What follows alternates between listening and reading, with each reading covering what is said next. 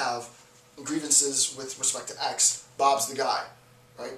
And if Bob gets tired of the position and he can no longer handle it, remember what I said in previous videos, that power emanates from the position, not the individual filling the position. So Bob leaves and somebody else comes in and that position needs to be created. Why? Because otherwise it's just going to be too multifaceted, and people aren't going to be able to really, take note of really what the movement is doing and how to go about making transformations. And going into 6 months of Occupy, 8 months of Occupy, not really still having a clear voice as to what's going on, that could really undermine the integrity of the movement, right? So in order to prevent that, I think we need to make a transformation. All right, so there's a concept that I want to discuss, and here's a link to this rather complex idea, and I'm going to try and introduce it in a very simple sense, right? It's called essentialist a priorism. Essentialist a priorism. Click the link. Try and read up if you want a little bit on essentialist a priorism. I'm going to talk about it right now and sort of give you an idea of where this discussion is going. So here's a quote from the author's bottom of page 17. The fundamental obstacle in this task is essentialist a priorism. The fundamental obstacle, obstruction in the task is essentialist a priorism. The one, conviction that the social is sutured at some point from which it is possible to fix the meaning of any event independently of any articulatory practice. So there's a rupture in, so here, where's my, so if you think of it in terms of this, right? There is a rupture, let's say here.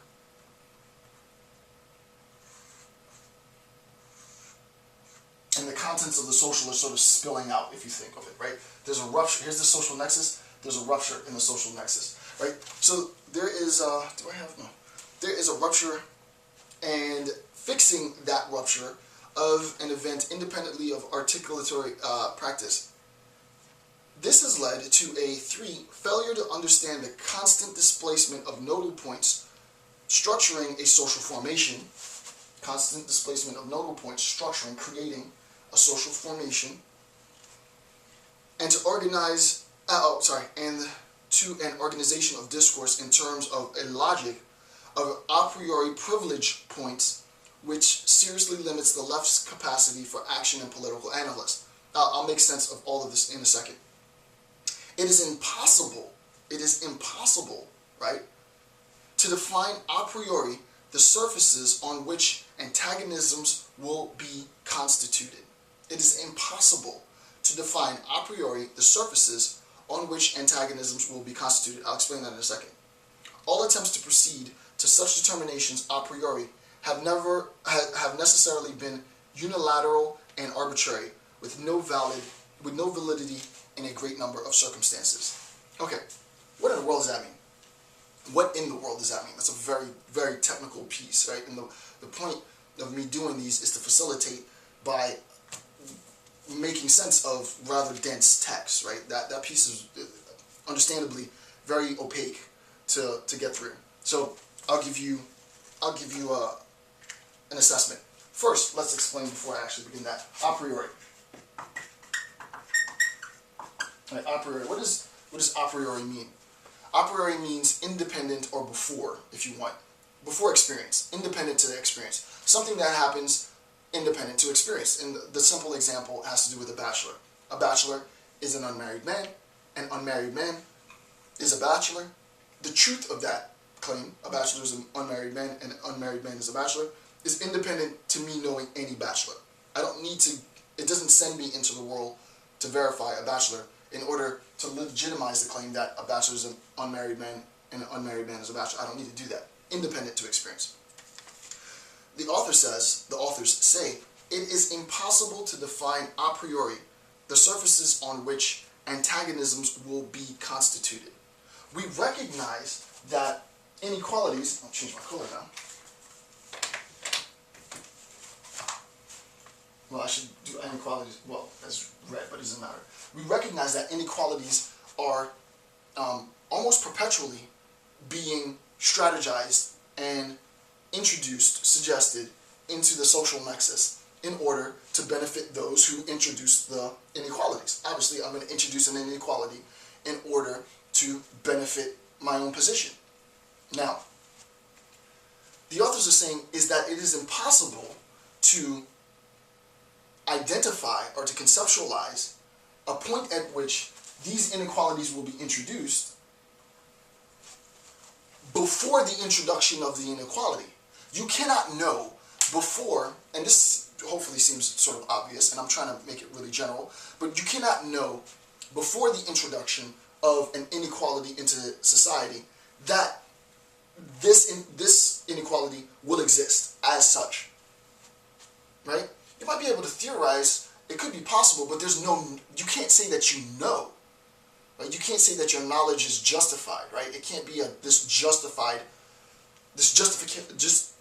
I don't want to say justified true belief, but this justified notion that,